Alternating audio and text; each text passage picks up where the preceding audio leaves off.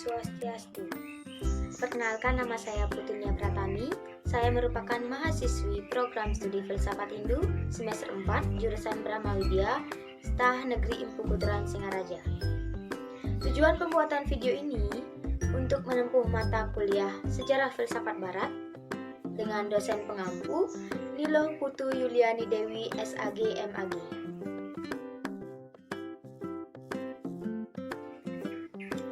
Baik, pada kesempatan kali ini saya akan membahas salah satu filsuf barat yang bernama Arthur Schopenhauer. Sebelum kita ke materi, adapun submateri yang akan saya sampaikan pada video kali ini, yaitu yang pertama ada riwayat hidup Arthur, yang kedua aliran filsafatnya, yang ketiga ide filosofis, yang keempat kritik terhadap pemikiran, dan yang kelima yaitu relevansi ide filosofis dalam agama Hindu. Langsung saja kita ke materi yang pertama, yaitu tentang riwayat hidup Arthur Schopenhauer. Diketahui bahwa Arthur ini merupakan tokoh filsafat barat yang lahir di kota Tasing atau yang sekarang menjadi negara Polandia pada 22 Februari 1788. Ia merupakan anak tunggal dari pasangan yang ibunya bernama Heinrich Floris Schopenhauer yang merupakan seorang pedagang dan ayahnya bernama Johann Schopenhauer yang merupakan seorang bankir dan saudagar kaya. Di usianya yang menginjak 8 tahun, Arthur ini disekolahkan oleh ayahnya di kota Prancis untuk menggeluti dunia perdagangan. Namun, pada saat ayahnya meninggal, ia mulai tidak mempelajari dunia perdagangan dan ia melanjutkan studinya di Universitas Berlin pada tahun 1811. Tidak lama itu, ia diangkat menjadi dosen pada tahun 1820 di Universitas Berlin. Beliau wafat pada 21 September 1860 di kota Jerman. Pada saat itu, beliau berusia 72 tahun. Baik, langsung saja kita ke materi yang kedua, yaitu tentang aliran filsafat Arthur. Di mana tokoh ini memiliki dua aliran filsafat, yaitu yang dinamai aliran filsafat pesimisme dan aliran filsafat nativisme. Di mana filsafat pesimisme ini baginya dasar dunia adalah transendental dan bersifat irasional atau non-intelek, yaitu kehendak yang buta. Sedangkan filsafat nativisme, yaitu aliran ini menyatakan bahwa perkembangan seseorang merupakan produk dari pembawaannya yang berupa bakat. Materi yang ketiga yaitu tentang ide filosofis. Tokoh filsafat barat ini dalam pemikirannya memiliki 4 ide filosofis, yaitu yang pertama tentang kehendak-kehendak, yang kedua tentang keputusan dan hukum, yang ketiga tentang catatan-catatan, dan yang terakhir yaitu tentang kehendak buta. Adapun penjelasan dari masing-masing ide filosofis ini yaitu yang pertama tentang kehendak-kehendak, di mana jangkauan pengetahuan hanya mampu melihat fenomena saja, sedangkan objek pada dirinya tidak dapat dilihat. Seperti contoh, kita mampu melihat sifat atau sisi dari seseorang, namun kita tidak bisa melihat sisi atau sifat diri kita sendiri. Yang kedua yaitu tentang keputusan dan hukum, di mana kita dalam mengambil sebuah keputusan, maka kita akan diperhadapkan oleh berbagai macam akibat. Oleh karena itu, keputusan yang diambil memiliki alasan atau dasar yang kuat.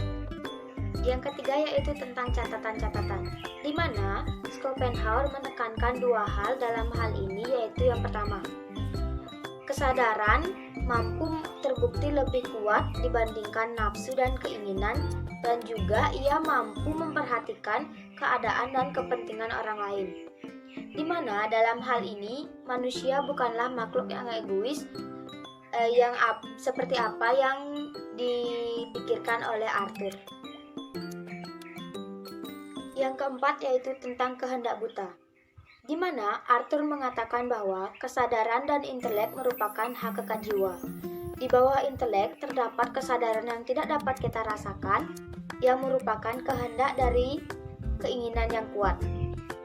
Dalam kehendak buta ini terdapat 3 kehendak, yaitu yang pertama tentang kehendak untuk hidup, yang kedua tentang kehendak reproduksi, dan yang ketiga yaitu tentang kehendak untuk kejahatan. Materi yang keempat yaitu kritik terhadap pemikiran. Ada 3 kritik terhadap pemikiran Arthur, yaitu yang pertama Immanuel Kant. Immanuel Kant mengatakan bahwa jangkauan pengetahuan hanya mampu melihat fenomena atau penampakan objek saja.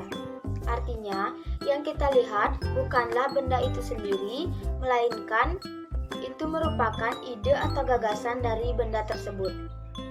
Yang kedua yaitu dari Arthur. Arthur mengatakan bahwa fenomena yang dapat kita lihat, kita alami dan kita rasakan itu semua merupakan dunia gagasan. Dan yang ketiga yaitu bagi Hegel. Baginya, realitas adalah penyingkapan roh absolut secara bertahap yang semakin terbangun sebagai dunia alami dan ketidaksadaran, dan akhirnya mencapai pemenuhan ekspresif tertinggi melalui akal budi. Baik, materi yang terakhir yang saya sampaikan yaitu tentang relevansi ide filosofis dalam agama Hindu. Di sini saya mendapatkan 3 relevansi ide filosofis dalam agama Hindu, yaitu yang pertama, ketika kita mengambil sebuah keputusan, maka kita akan selalu dihadapkan dengan sebab akibat. Dijelaskan dalam kitab Bhagavad Gita bab 3 sloka 5, yaitu tidak seorang pun tidak bekerja walaupun untuk sesaat juga, karena dengan tiada berdaya manusia dibuat bertindak oleh hukum alam. Relevansi ide filosofis yang kedua yaitu manusia mampu memperhatikan keadaan dan kepentingan orang lain, di mana dalam hal ini manusia bukanlah makhluk yang egois. Dijelaskan dalam ajaran Trihita-karana. Trihita-karana artinya 3 penyebab hubungan yang harmonis dalam kehidupan, di mana 3 keharmonisan ini terwujud dari hubungan harmonis antara manusia dengan Tuhan, hubungan yang harmonis antara manusia dengan alam, dan hubungan yang harmonis antara manusia dengan sesama.